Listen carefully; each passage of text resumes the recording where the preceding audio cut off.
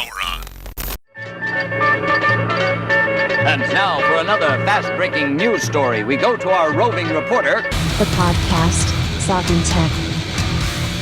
Its host, Dr. Brian Sovryn.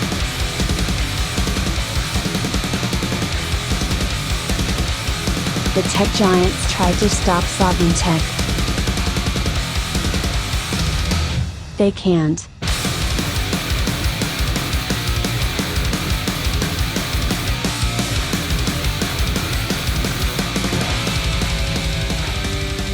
Woo! The man of tomorrow is here, and I get to talk about, well, it's rare. It really is rare that I get to talk about something, at least in the tech world these days, that I know everybody says, 100% today. Or they say they'll even go so far as 1,000%. Well, I'll go that far, that I am 1,000% behind and excited about and have my hands on. Now, you may think by the title of this episode that I'm going to talk about the M5 computer by Richard Daystrom. No. Of course, that was a Star Trek, the original series episode, right? The ultimate computer, with the M5 computer. And, well, anyway, we all know what happened there. Got to feel bad for some of those Constitution-class starships. But what I don't feel bad for is what I actually have, which is, in my opinion, quite literally, the ultimate computer. And this is by no means an exaggeration on my part. I don't think, now, over the years, I mean, look, we've been doing Sovryn Tech for pretty much 10 years now. Over the years, I don't think I've ever given a computer a 10 out of 10. I don't think, or hell, an 11 out of 10. I don't think I've ever given a computer really perfect marks. I am giving this computer perfect marks. The only computer that might have come close, and that is interestingly kind of in this vein, was the, what was that thing called? The Lenovo tablet or whatever. It was not the Lenovo Tab.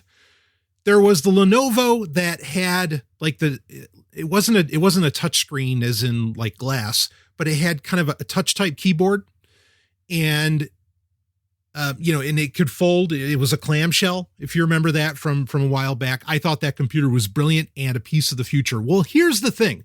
The computer I am going to talk about in this supplemental episode, everybody should own one of these, in my opinion. It's not for everybody, but then also, I don't know that computers are for everybody. At least not without getting some edumacation, as it were. But this is a computer that when I was growing up, so I was born in 1981. So when I was growing up, this was the kind of computer that I imagined we would have in the future, right? If I was looking at more of that Star Trek future and all of this, this is the computer that I basically imagined. When I was a kid and just getting excited is hardly the word. When I would be fantasizing, daydreaming isn't strong enough, going through the Radio Shack catalog. And those of you who remember the Radio Shack catalog, you know exactly what I'm talking about. When I would be going through that and I'd see those machines, those laptops, those very early laptops that maybe had like Windows CE on them or something like that. Or even some of the word processors that were portable at the time. This, those kinds of devices, but with more what today we would see as modern specs, kind of coming together. Like that's what I was imagining as a kid. I was like, that's what we're going to have in the future. Okay, our computers like that. Imagine those like Casio word processors that, had the smallest of screens or that maybe had a clamshell design eventually. But then imagine it being able to say run Ubuntu or something along those lines. That's what we've got right here. And you can't believe how refreshing. Look, folks, I'm not being facetious here. I'm no sarcasm. I am dead serious. This computer is fucking brilliant. It should not exist because, the only person in my opinion, or the type of person, the person would have to basically be me that would want to design a computer like this, but they did it. And it's real. And I feel bad because it's actually been out for about 1.5 years to a couple years now. And I had no idea, because I would have been talking about this machine forever if I knew about it. I am in awe that it exists. So let's talk about it. This is coming. So this computer was not the first computer done by a very little, what you could almost call a boutique company. And I talk about this all the time on Sovryn Tech, that, how much I love, little cottage industries, little boutique companies, that like a lot of the retro gaming companies, right, that just make these amazing things, like Hyperkin or Analog, and so on. And they just make the most incredible devices, whether it's actual consoles, controllers, whatever they happen to do. In the computer industry, you do have some like that, like say Librem, right? Or you have, the companies that say put out like the Privacy Beast, or like what used to be the LibreBoot X220, and all these devices. Now, I want to be clear here. Look, the device I'm about to talk about is not going to run cubes. It just doesn't have the horsepower really to do that, and like the virtualization on chip to be able to do that. So if you want to run cubes, you're still going to want to get a Privacy Beast. Okay.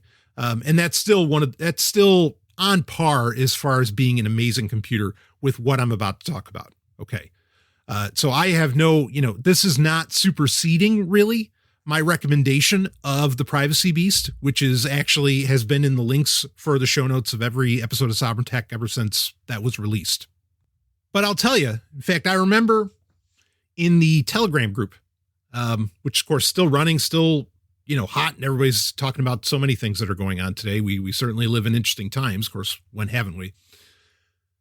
But I remember just a lovely listener, a heroic listener, and he is. But he was talking about using a machine where he was running Cubes OS on it, and he said he felt like a spy, like you feel like James Bond when you're doing that. This is a computer that, boy, will make you feel like James Bond. This will make you feel like a spy. And how much of a fan I am of spy-fi, right? Of spy fiction. So let's talk about the boutique company that put this together. The company is called GPD.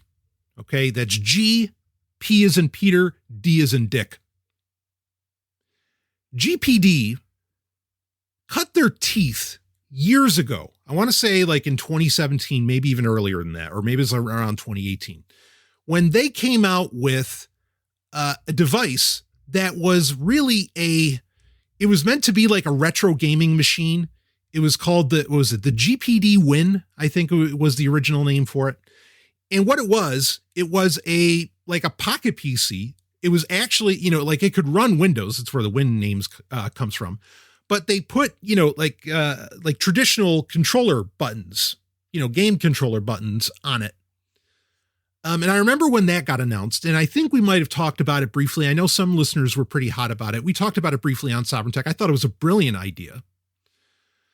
And they've since the GPD Win have come out with successive devices, including successors in the GPD Win line itself. In fact, the GPD Win 3, which I think just started its Indiegogo this year, in 2021, has a lot of people excited because basically it's a computer that looks like a Nintendo Switch that, but it's a game console effectively, but it's still a computer and it can run Windows and it can run whatever fucking OS you want to put on it.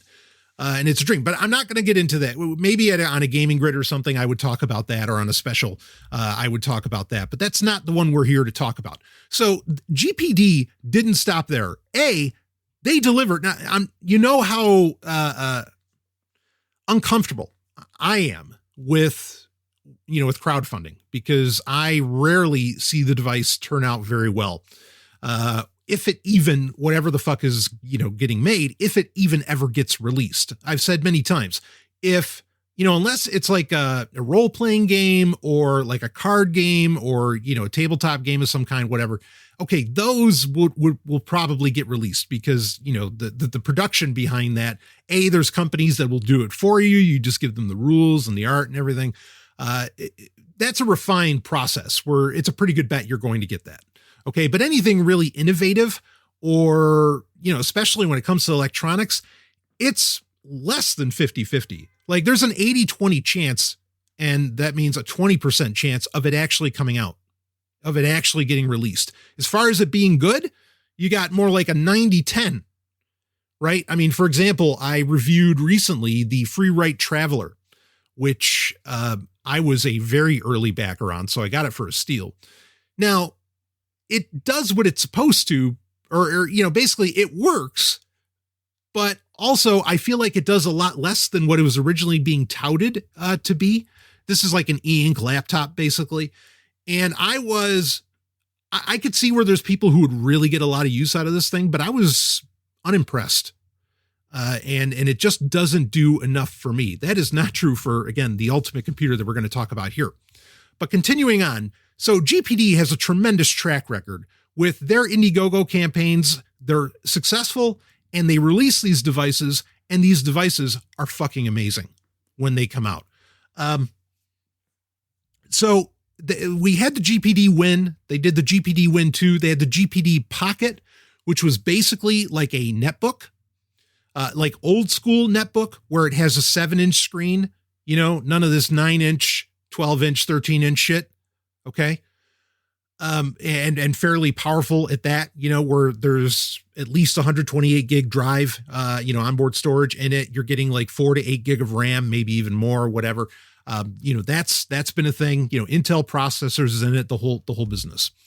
Now in 2019, this is the device. So, I mean, you know, those things, I know I'd kind of heard of them and they were interesting, you know, certainly at the time and not even now, you know, I really don't have like the disposable cash to get, you know, to want to like mess around with these things. But around 2019, they did a Indiegogo crowdfund for something that they called the GPD Micro PC. This is the ultimate computer. Again, I am not exaggerating. This is brilliant on levels almost undreamed of. Let's talk about the specs. Well, actually, first, before we talk about the specs on this thing, okay, and then we're going to get into what you can do with this thing. You know, again, practical application and all of that. We'll get into that, okay? So let's talk about this thing. This is a clamshell computer. If you can imagine it, maybe the easiest way to imagine this is it's actually not much bigger than, say, a new Nintendo 3DS XL, if you can imagine what those look like. It is a clamshell design. It has a 6-inch screen on it, okay? So you're getting the idea of the size, all right? You're probably wondering, wait, 6-inch screen? That's even smaller than the first Asus netbook, you know, that came out in, when was that, 2009, 2010? Which I had one of those, the classic E PC. Yes, multiple E's. I love that damn thing. Yeah, I mean, folks, look, you got to understand. I didn't believe, and I had laptops, but I didn't think that laptops were practical until the ePC, until the netbook came out. And I mean the 7-inch netbook. I mean, like the 9-inch netbook, sure, that was nice too. But like netbooks were when I said, okay, now that's a portable computer. We'll talk more about that as we get into this, you know, the why and especially a lot of why this excites me. But you're probably wondering, how the hell do you type on this thing with a 6-inch screen? Because that keyboard can't be that big. We'll talk about the keyboard. Trust me, all of this makes sense. This is just a miracle device. There's literally nothing else like this in the world. So you have an idea on the size. Let's talk about the specs a little bit. Okay, so there is an N4100 Intel Celeron processor in there.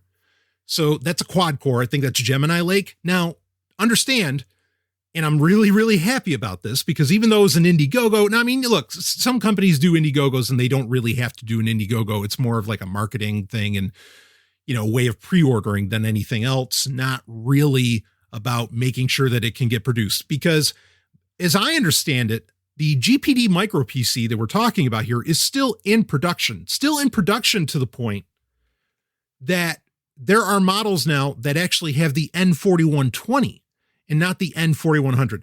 Now, they're both quad core. They both basically use the 4 megabyte cache and all that. Like I don't think there's a dramatic difference. You don't really have to worry about, I should make sure I get the one with the N4120.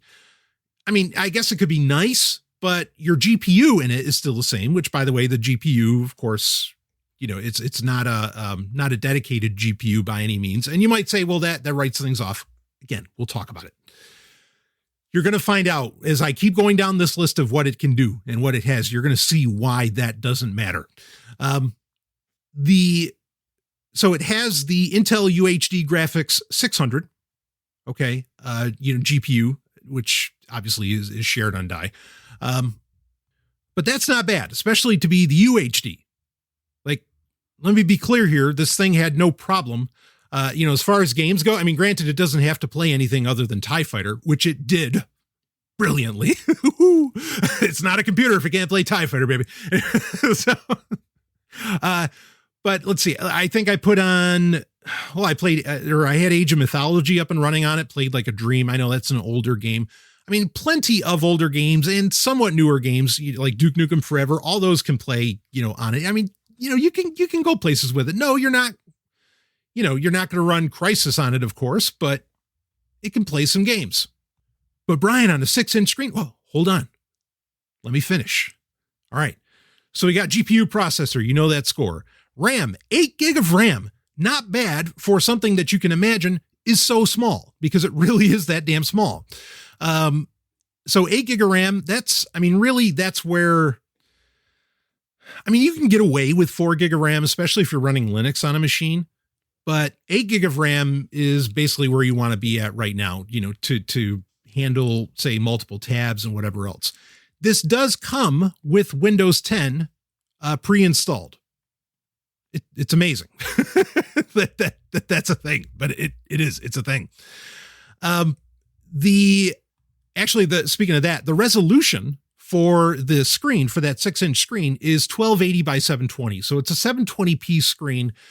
I'd love it if it had, a 1080p screen or something a little bit above it. In fact, its somewhat older sibling, that being the GPD Pocket 2, actually has a 7-inch screen, and it's a 7-inch screen that's 1920 by 1200.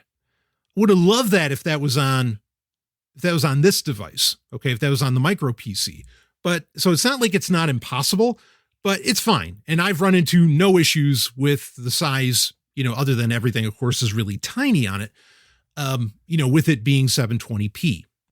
Now, the processor, I want to talk a little bit about the processor before we go further on the specs. So it runs at a base, again, quad core, it runs at a base of 1.1 gigahertz.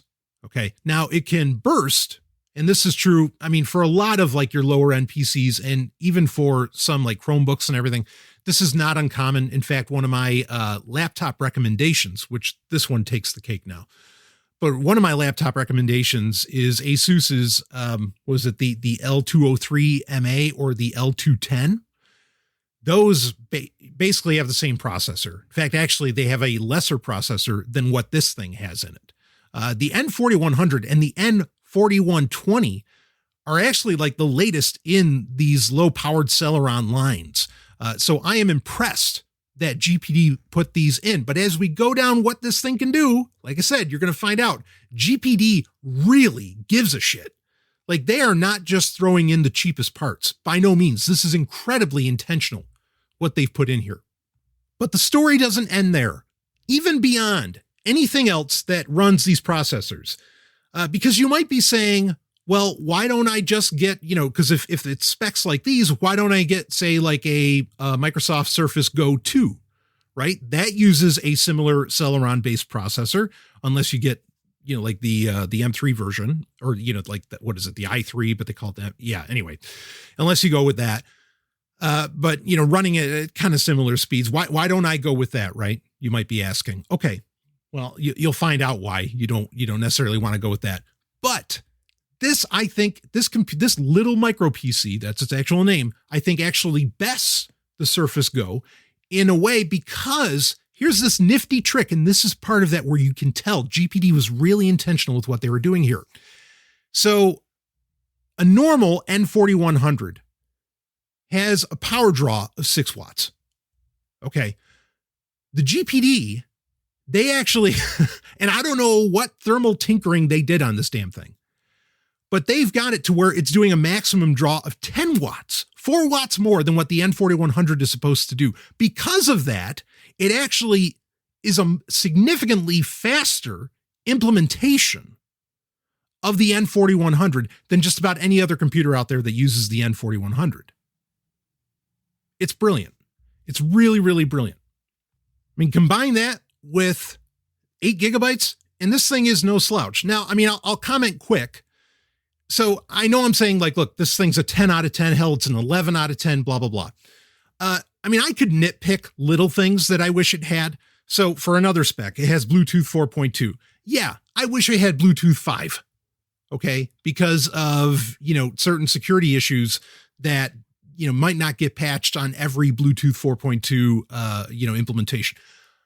Yeah, I wish. Okay. I wish that this, to some degree, I wish that this ran on an AMD processor or maybe even an ARM processor. That would be better than an Intel processor. Sure. Like in my dream world, yeah, I would love to have that. But running, the Celeron, and I mean, it does the job. And I'm actually, because a way that you could think about this, you could almost imagine it as a Raspberry Pi laptop. Like you really could imagine. In fact, I've seen Raspberry Pi laptop mods that look very much like this. I guarantee you they're not built as well or as sturdy, but I've seen that sort of thing. It's a great way to think about it. And, when you think about Spectre and Meltdown, sure, I'd love it if it had, if it had an ARM processor instead. However, for a lot of apps, a lot of the use cases I'm going to talk about here soon, I think having an Intel processor was actually the way to go. And I'm sure that was also intentional. That way, you could run whatever OS you wanted to throw at it. There weren't compatibility issues and so on, but we'll keep going with the specs here. But I'm just being clear that, yeah, sure, I wish it didn't have an Intel processor, but then at the same time, I kind of understand why it does. So moving right along with the specs. Again, it does have the 8 gig of RAM. It's LPDDR4. That's just low power DDR4. That's great. The screen also, it is an IPS screen, by the way, and it does have Gorilla Glass 4 over it because this does meet military specifications, meaning especially with this thing closed, you could take a hammer to it. You could throw it against the wall and it's just going to keep on ticking, which I love that. It's not waterproof, but hot damn. Is it really, really cool? How that goes. Speaking of the processor, there's a lot of little quirky things I'm going to talk about this because there's these weird quirks, very intentional, very nice additions. The processor is fan cooled. You don't always get that with the Celeron series these days. But here's the rub. So because those fans are designed to actually, or not those fans, those processors, okay, the N series is meant to run without a fan. Like that's part of their marketing is that they run quiet and cool, right? Well, they don't run so cool, but they do run quiet. So the nice thing is that, yes, this is fan cooled, which helps a lot. And the fan is, I mean, you can hear the whine. If you're in a really quiet room, yep, you can hear the whine. The nice thing is that right above the keyboard, there is a hardware switch where you can turn off the fan on this. And so if you really want that quiet operation, yeah, it's going to get a little hot. But if you want that quiet operation, you can have it and you can turn off that fan. I can't believe there's a fucking hardware switch for the fan on this thing. Do you see how this is like living up to so many things we've talked about on Sovryn Tech that we should have and wish that we had? Hell, this thing has a reset switch. Do you know the last time I had a computer that had a fucking reset button on it? I mean, it's actually not a button. It's a button. It's a pinhole, but it's a reset pinhole on a laptop. How many times have you had to wait for your laptop for the battery to drain because all the hardware basically froze? This has happened to you and the battery is, soldered in. It's not removable. So you just have to wait and then maybe you can reboot your computer because, I don't know, you got a blue screen of death or whatever the fuck else happened to you. No, this has a reset button. Awesome.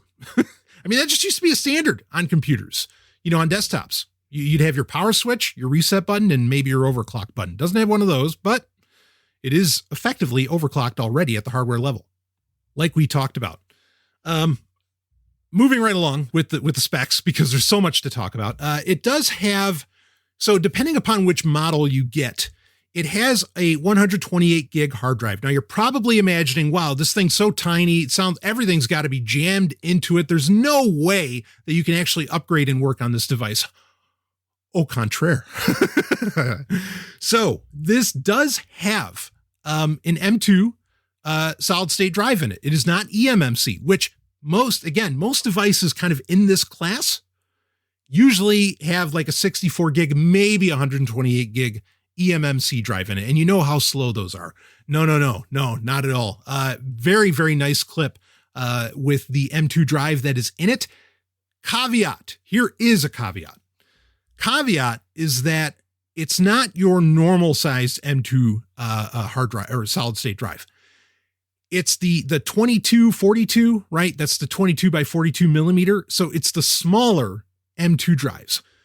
When this came out a couple of years ago, and I know because like I bought one of those, what was it? The Chewy Jump Book or whatever the hell, or what did they call that thing? The Hero Book, which I did a review of, which I was largely impressed by. This thing blows that away. But one of the nice things about that is that it had an eMMC drive, but then it also had an M2 slot for an SSD. Now the M2 slot then, and we're talking back in like 2017, was for a 2242 M2, M2 SSD.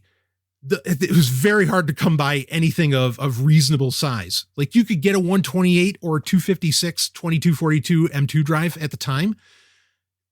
Now, in 2021, yes, you can get 512, 1 terabyte, maybe even more, 2242 sized M2 SSDs. So you could just pop the back off of this thing, and you can put in, like the one I received has 128 gigabyte M2 drive in it.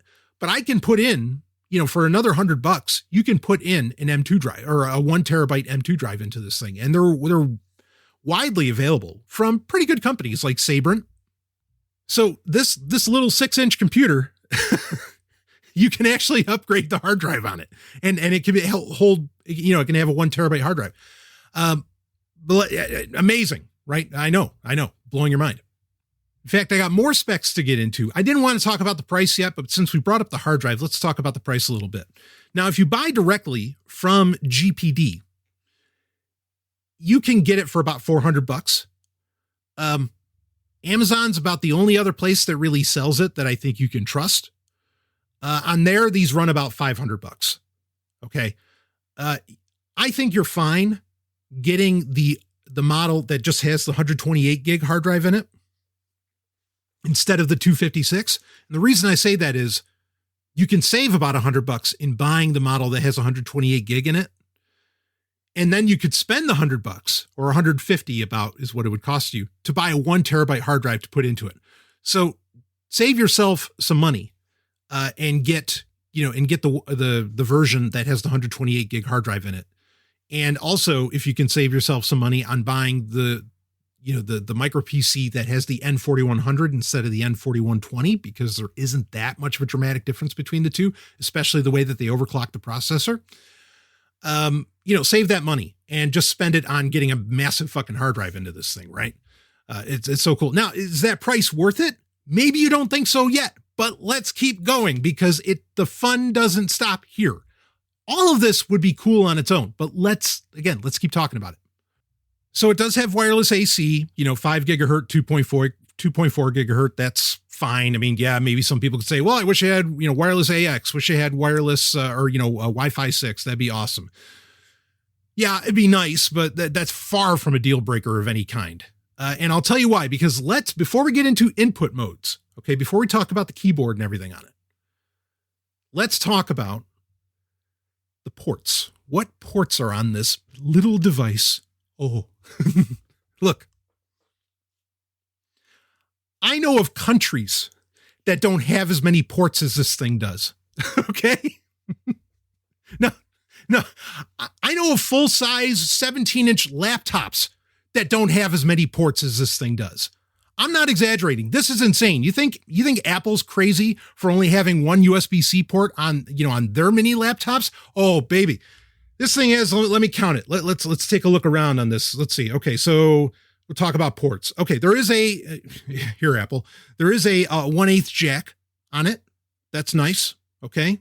There is a microphone, a built-in microphone on it. There is no, and I think this is a bonus, there's no camera on it. I think for some people that might be a deal breaker. I disagree. I think that's a great security feature. Micro SD card slot. That's nice. Right next to that, I'm looking on the side of it. Right next to that is a USB 3, full size USB-A, a USB 3.0 port. Turning it around, there along the back side, an RJ45 port. Yeah, Ethernet. Who gives a shit about Wi-Fi? Plug this baby right in.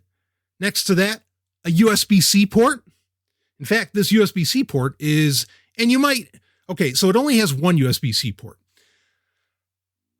Well, I'll get back to that. Let's keep going. But a USB-C port, 2 more USB-A 3.0 ports, 2 more. So that's a total of 3 USB ports on this thing. Then there's an HDMI port, full size. And none of this is micro. These are all full-size ports. And then next to the HDMI port, get ready, just get a towel near your jeans, okay? Next to the HDMI port, a computer made in 2019, next to the HDMI port is a serial port.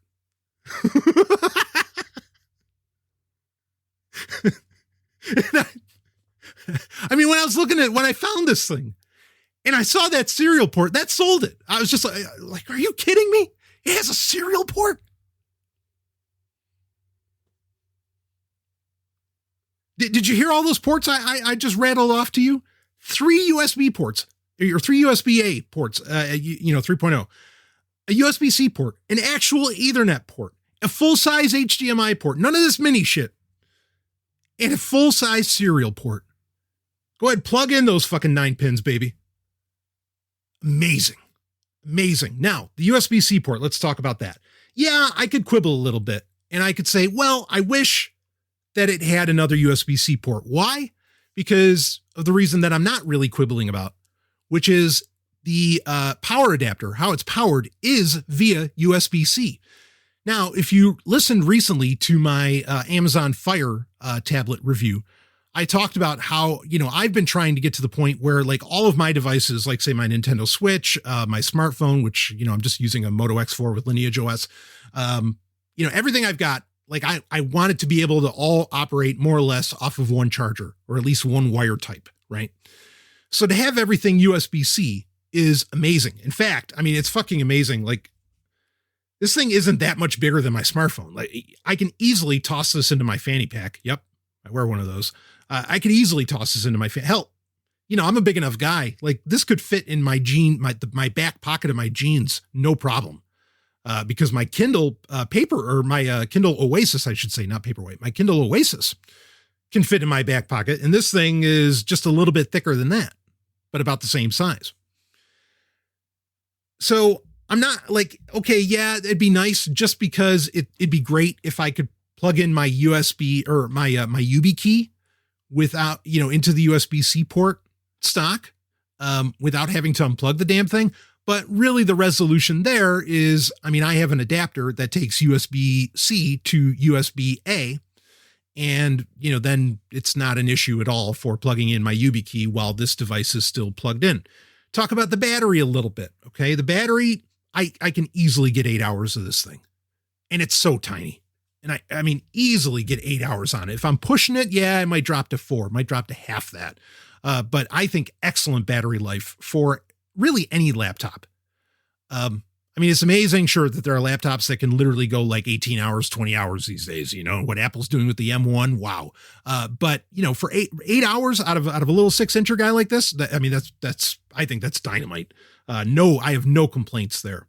If the battery life was only a couple hours, I might have some complaints. And I'm sure if I was gaming something that really pushed this machine, it might only do a couple hours, but then you'd expect nothing less. And even Apple's M1 would have a hard fucking time with that. So, give me a break. Moving on. I mean, are you sold on this yet? You should already be sold on this, but I know what you're wondering about. And this might be the most divisive part of the device. And that is the keyboard. So something to understand. Because you might look at, this might be a killer for you with the micro PC. So you might end up looking at the micro PCs, some of GPD's other devices. They're, it's bigger brothers made by the same company. Because there's a couple of them. Like I said, there's the Pocket 2, and there's also the P2, which is not the Pocket 2. It's like the P2 Max, they call it, which is actually kind of, in my opinion, that's going in the wrong direction.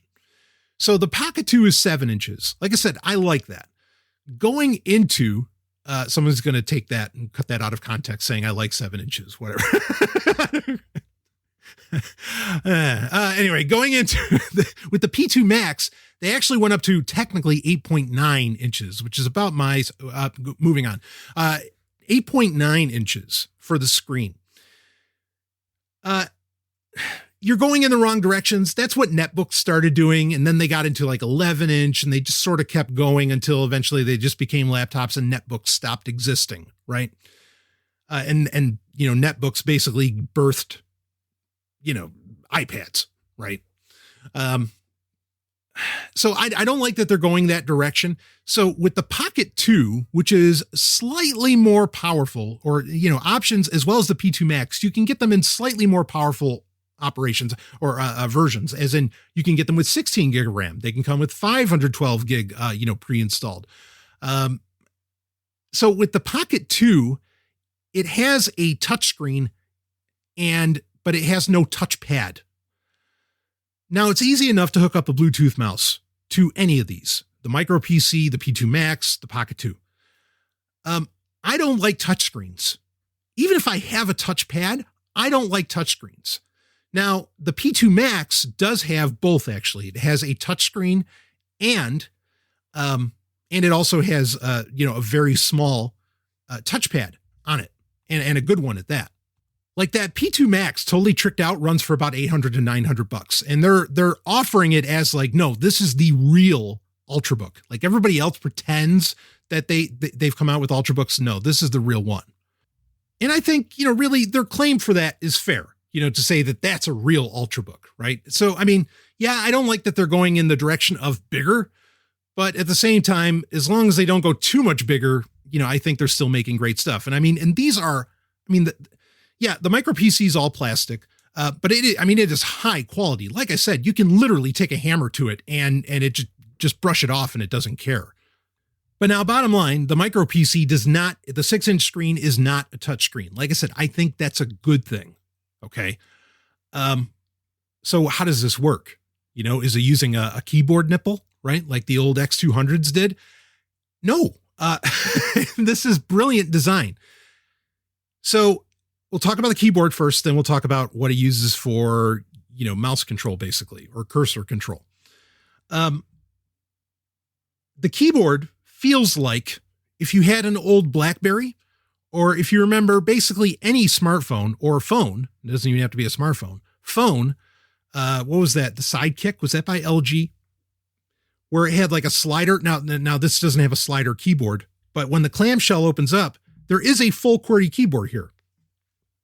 It is not full size. It's just that it has every button. Okay. Even the F keys are there, the function keys. But it's basically an oversized, keyboard that you would imagine on a phone that actually had a touch keyboard, or should I say not a like a touchscreen keyboard, but a physical, keyboard. I love it. Just like on my phones in my dream world, I would have a physical keyboard that I could, type away on. And it's very easy to do with your thumbs.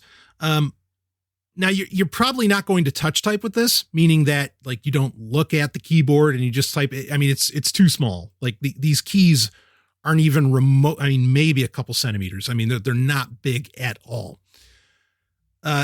Amazingly, the keyboard is backlit though. Again, all these little quirky features that you just would not expect from this device. For some reason, it has them. So the keyboard is, I mean, yeah, you can definitely peck type, you could, one finger at a time, or you can thumb type on it. I mean, I have, pretty large hands, actually very large hands. And it works very well for me when I hold it in my hands and, I'm typing on it with my thumbs. And it's amazing how well that really works. Now that could be a deal breaker for some people. And when you get into, say, GPD's Pocket 2 or the P2 Max, those have more full-size keyboards where you can more easily type on them. But I have no problem with this. I really, really like it. And it's not much different than holding, say, like a Nintendo 3DS or, more like a console. Now, the amazing thing is, though, okay, but then how do you move the fucking cursor? Here we go. There is above this, again, this keyboard, this physical keyboard, there is a traditional touchpad. In fact, it's a touchpad that recognizes gestures. So, you can click with the touchpad. You can do the 2-finger trick to scroll or to right click. So it has that, and your thumbs if you're just holding the device in your hands, your thumbs instantly land, or your right thumb instantly lands on that touchscreen so intuitively. It's brilliant. And it's amazing how well that works. Just controlling the cursor with your thumb. I mean, they probably could have gotten away with a keyboard nipple on this, but I like that they did a full size, or not full size, but that they did a fair sized, touchpad on this. But then on the left side of the keyboard, above it is a full 3-button, mouse function, basically. So you have, 3 clicky buttons. You have left click, right click, and in the middle, you have the scroll button. You have a third mouse button. There was no reason for them to put in that third mouse button other than the designer of this knew exactly what he wanted. He wanted a computer that had full functionality. And this has it. That's the beauty of it. That's what's so amazing about it, is that it's such a compact package and it has everything you want on a computer. Like if you're a developer or if you're an IT or something like that, I mean, and you had this little guy and you could just walk up to, you're walking up to some server and you have to connect with the COM port, with the serial port. I mean, this is genius. This is a wet dream for any developer or IT guy. I shouldn't, maybe not so much for a developer, but for IT people, for when you're on the field, this little pocket guy that you can just pull out and connect to fucking anything because there's every fucking port under the sun. Oh man. Awesome. And to have every key you could want. Sure, the keyboard's small, but to have every key that you could want on there. This is a dream come true. This is the kind of computer that I imagined as a little kid that we would have in the future. This is the kind of computer that we were sold, right? I mean, you can imagine like watching RoboCop 3. I know, but watch it. It wasn't that bad. Okay. Yeah, the effects were, but whatever. And that like that little gal, she, which was one of my favorite scenes right at the beginning where she runs up and, she's part of the resistance. I love, kids being part of the resistance, right? Anyway, it's a dystopian future. And, Ed 209's like guarding, the giant robot, is ready to blow everybody away in the resistance. And the little kid just runs up, pulls out this little computer, jacks into Ed 209, right? Because that little computer must have had every port under the sun, including whatever the fuck connected to Ed 209. And she took over Ed 209 and made him, as it said, loyal as a puppy, right? The idea of like having that computer, or hell, even think of like Terminator 2 when John Connor is hacking the ATM, and getting all that cash out. He's just got this little pocket computer that he could pull out of his backpack, wasn't big at all, could hold it in one arm and do the business. That's what this computer is. This is the computers we were promised that would save us from dystopia. Do you understand? I love this thing so much. Even I was showing it to Ellen. Like, I was so excited when I saw it, and I said to Ellen, I was like, I've got to get my hands on this damn thing. And when it finally came, Ellen looked at it. She literally said, I'm enamored by this. Like she wanted one right away because it's just There's nothing else like this. But while there's nothing else like it, once you see it, you get it. It's so well designed. There's so much thought put into this thing to make sure that it is a literal pocket computer that can do fucking anything. Smartphone be damned. You don't need a smartphone when you've got this thing.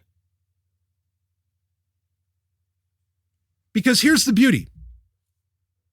So you can pop, because it's just, Intel architecture and fairly open Intel architecture at that, you can put any operating system on this that you want. Hell, I bet you could put Android on it if you're really that, if you're that hot about it. But why? It comes with Windows 10. It runs Windows 10 beautifully because you can put, SSDs in it that have all the storage you could want. There's no limitation on, I only have 32 gig. I can't run this Windows update or anything. No, it can run Windows 10 fine. I'm sure it could run Windows 7 even better. And I updated it all the way. Boy, that was a pain in the ass though, because it is an older image, obviously, of Windows that they had. I mean, this thing was updating for over a day. That's how bad it is with Windows 10. But regardless, it's fully updated now, working beautifully. I also tested out Tails on it. Just again, you've got all those USB ports. Pop in a little flash drive with Tails, and you've got the most portable Tor machine I've ever seen. And you don't have to worry about, the touchscreen keylogger and all that crap, right? Because you got your physical keyboard here. And if you really want, you have Bluetooth, you have all these other ports, plug in an external keyboard. That's what I do. Pop Linux on this thing. It runs Ubuntu like a dream because, you could say that its innards are lower powered, but they are no slouch. It runs every version of Linux I've thrown at it. It runs just perfect. It's awesome. Even if I have, quite a few tabs open, it just cooks. Again, gaming, sure. You're not going to run the latest Call of Duty, nor should you ever on anything, but I digress. Fine. It won't do that, but it will do everything else more so than any laptop. And in my opinion, just about more so than any laptop on the market today. This has more ports than just about anything that HP puts out, for the workplace, particularly for enterprise. It's got it all. I hooked it, it's got a full-size HDMI in the back. I hooked it up to a 21:9 screen, had no problem running that, at high resolutions. I got a Bluetooth mouse going, got a full-size gaming keyboard here, and I'm having the day. Fuck, and then I plugged in my 8 terabyte hard drive next to it. I plugged in another a 5 terabyte hard drive into it. This thing can be a desktop replacement. Easily. I'm in awe. And then when you, again, consider you're running, Windows 10 or you're running Linux. I wonder if somebody's got to have, I got to imagine that somebody's rocking OpenBSD on this thing too. But, with those options, you can install any software that you want on there, right? Just anything you could imagine is going to run on this thing. And, go ahead, pop Nextcloud on, Nextcloud chat, pop Synology chat on there, run your little Signal instance on there.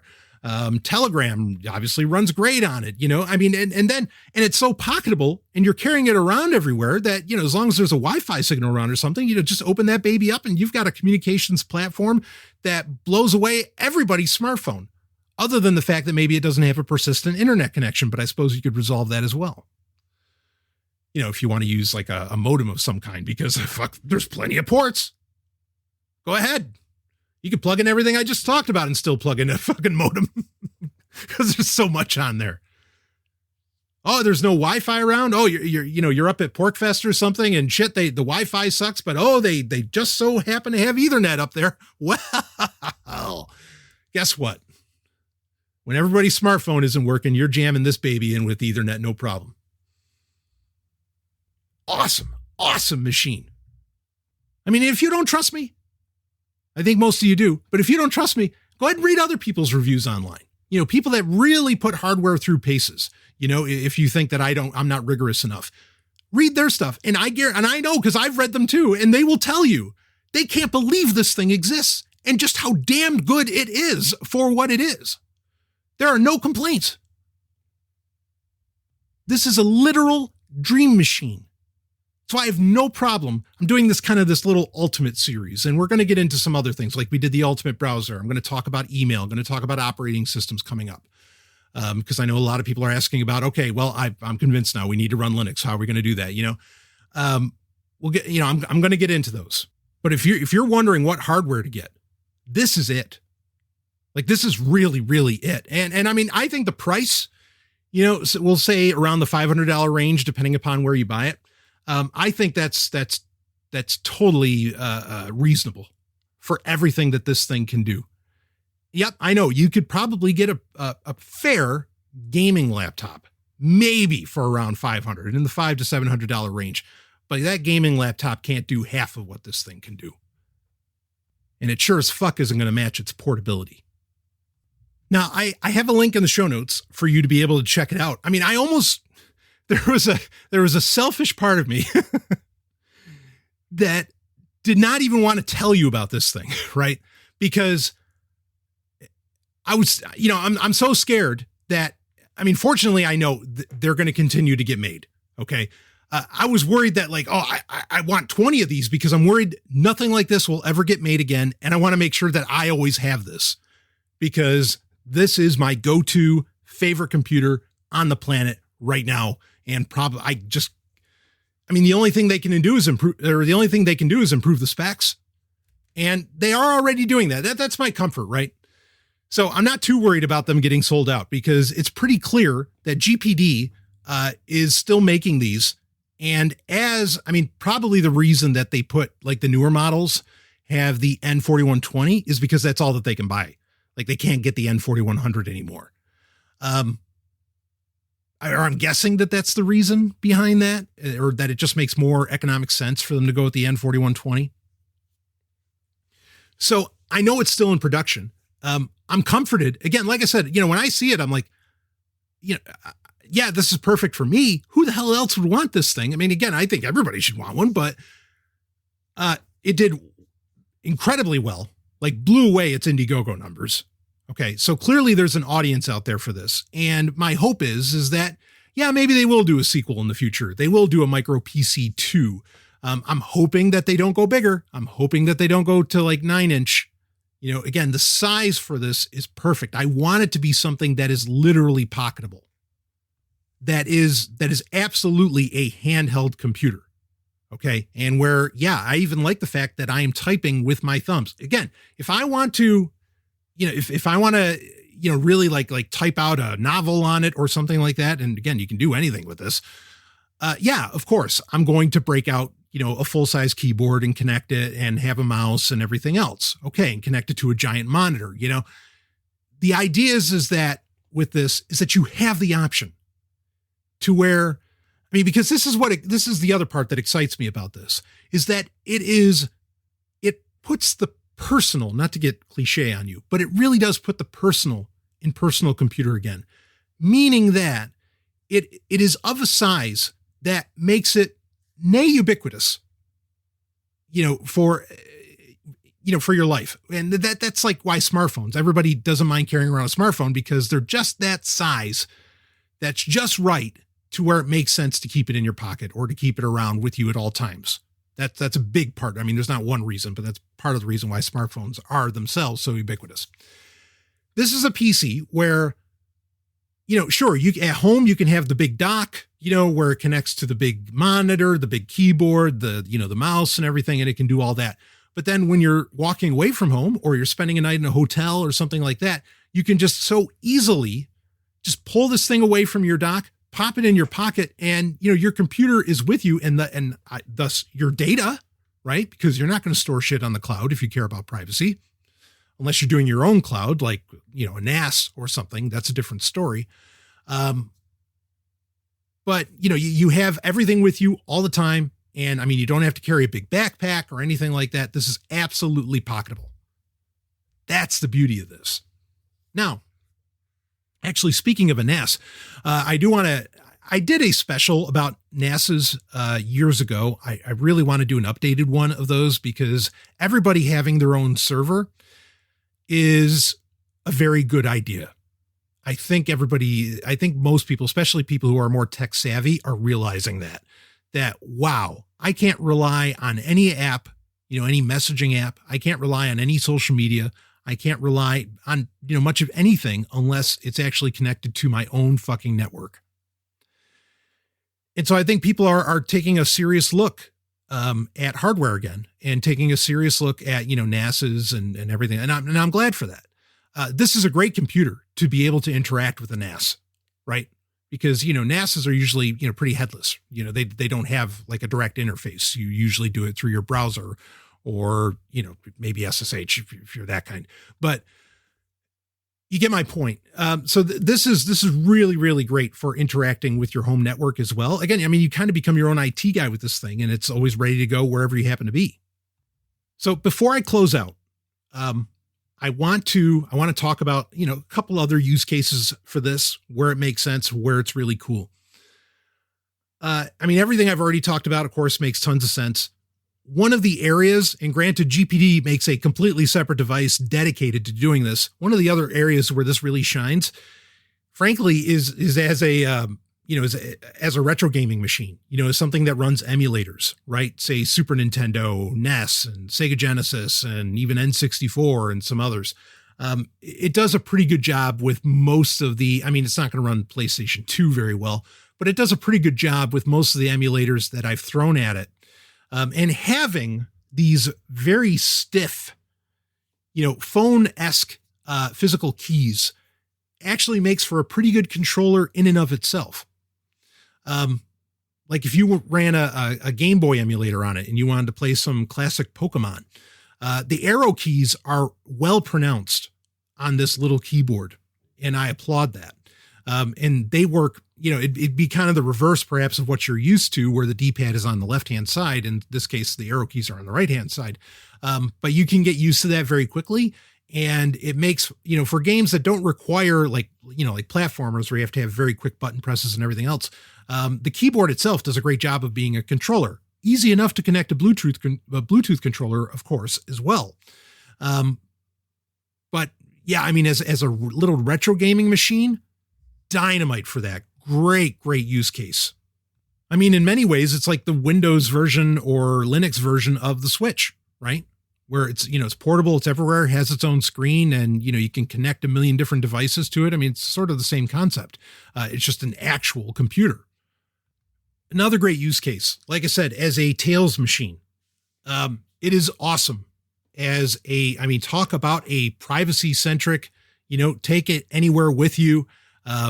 Because when you're accessing Tor and you're doing something serious, you're not supposed to be at home. You want to go miles and miles and miles away. Hell, go to a whole other city if you want to, and log into some funny Wi-Fi somewhere. And, and to have that portable device that has great battery life to go and do your business. Amazing, for that. This is easily the best Tails machine on the market today. Easily. Now, certainly, too, you can set the screen to, say, portrait mode instead of landscape mode, because it is a widescreen. But you can set it to portrait mode, and it does very well for reading books, reading PDFs, right? Magazines, reading comic books. Does a fantastic job of that. And again, you got all the storage in the world that you could want to be able to connect to it, either with a micro SD card. Again, you could I think you can put up to a 2 terabyte hard drive inside of this thing. It's awesome for that. It might not be as nice as, like a 8 to 10 inch tablet, say, but it definitely does the job, and much better than your actual smartphone does. As far as it being like a mini movie player, this thing, will connect to Plex, no problem. And you're watching everything in 720p, which I think is fine. It'd be great if it was 1080p, but I've connected an external disk drive to it. Had Cyberlink running on it, right? Power DVD, having that run on it, popped in a Blu-ray. It's an IPS screen. It's gorgeous. It has built-in speakers. They're terrible, but you have the 1/8 jack to connect something better. Or, if you have like a really great Bluetooth speaker, you can easily connect that to it. The options are endless as far as that goes, but that essentially becomes the smallest Blu-ray player in the world. So you can't go wrong with that. I mean, there's just so many use cases for this thing because you can connect anything and it's so fucking portable. And it's not just portable. Again, it's practically indestructible compared to most laptops. I mean, if you drop it, I mean, you're not sweating it. So, and all that said, again, and I already talked about this, but it can absolutely, in my opinion, be a desktop replacement because you can just connect all the big accessories to it, connect the monitor, connect the keyboard, connect the mouse, and it's a full-on computer. It's a full-on computer in whatever form factor you happen to be using it in. I really don't feel like there are any compromises here, unless you just really, really want that dedicated, video card in there, right? Which we all know what it's like getting NVIDIA cards working on Linux. So, rocking the UHD 600, I think is fine. So the GPD Micro PC, again, this is the ultimate computer, in my opinion. This is the computer of dreams. I mean, again, I could quibble about little things that I wish it had, but the fact that it exists as it is a miracle and is wonderful because only somebody like me, in my opinion, or, somebody like they are, which I guess I'm like them. I don't want to somehow say that I'm, this great human being or whatever, but only somebody like me would want something like this, but then I think that everybody should want it. Like I said. So as soon as I saw this and got my hands on it, I knew I had to do an episode about this. I actually had planned an ultimate computer, like an episode with that title, but it was going to be very different about very different things. And then this thing came along and just blew everything out of the water. And longtime listeners, I hope you understand how rare it is. And I hope you realize, because I know you've been listening, how rare it is that I get excited about any tech today. In many ways, and I don't mean the William Shatner book series, the tech war, as it were, that's TECH, not TEK, even though, boy, read the tech war books. Awesome. And watch the show on your micro PC while you're at it. And hell, play the DOS game of Tech War 2, even though it wasn't that great. I loved it, but whatever. The tech war, the real tech war, in many ways, I feel like has been lost. There's no winning that with smartphones. Okay. Having privacy and real control of your devices and everything else, it's lost. This is, to my mind, the last truly great, innovative device. This is the direction that I expected. And clearly it seems like other people did too. This is the direction that we expected consumer devices, not just professional, but also consumer devices to go, to give you options. And with all the ports and all the possible operating systems and everything that you could possibly run on that, again, there's no smartphone that touches it. There are very few computers that touch it, especially when it comes to portability. This was the device that we were imagining would exist in the future. And it looked like it never would, because everything was going towards you losing control, losing hardware switches, not having the reset button, not having the option of what operating system you want to run on it, not having all of the ports on planet Earth on it, right? But no, we got it. It happened somehow. Somehow somebody had the nuts to make this thing. And they did it, and somehow it was a success, and it's still getting made. And I hope it gets made forever. Otherwise, I somehow have to, because I don't know how I would, but somehow I need to get 5 of these things to make sure that I always have one in my life. It's beautiful. I do still feel like in many ways we've kind of lost this whole, a culture war going on in tech, as in, consumer facing versus what does Silicon Valley want you to give them. But this device is the bulwark in a very real way against that, because it gives you all of the advantages that everybody talks about with smartphones and everything else. It gives you all of those advantages, or at least it can, but then it really doesn't have much in the way of the negatives that come alongside of being forced into ecosystems, because this doesn't force you into any ecosystem. So you win with this micro PC. You win. You have choice, and a lot of them. That's it for the episode, The Ultimate Computer. Again, we're going to get into, this is turning into a little series because I've had a lot of people request episodes around operating systems, email, even talking about NFTs. We'll talk about those in the future. I didn't even get into the crypto use cases for a device like this. Fucking awesome. I mean, that sky's the limit with this thing. So we will wrap this one up, but much more to come. Sovryn Tech's not going anywhere, baby. And I will see you on the other side.